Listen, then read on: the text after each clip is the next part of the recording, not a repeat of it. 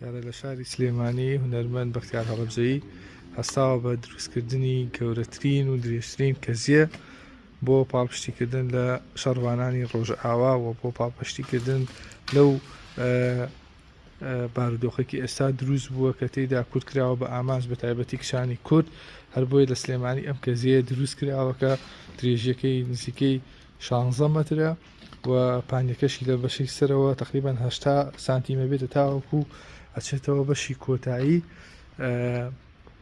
کەمترە بێتەوە تاکو کەزیەکی جوانی لێ دروست دەکرێت و بڕای وایە سبەینێ ئەم کەزیە لە خۆپشاندانی بەفراوانی شاری سلێمانی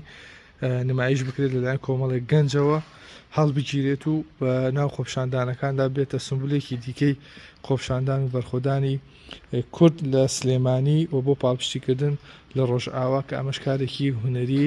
نوێی هونەرمەند بەختیار هەڵەبجەییە کە خۆی هونەرمەندێکی پێکەر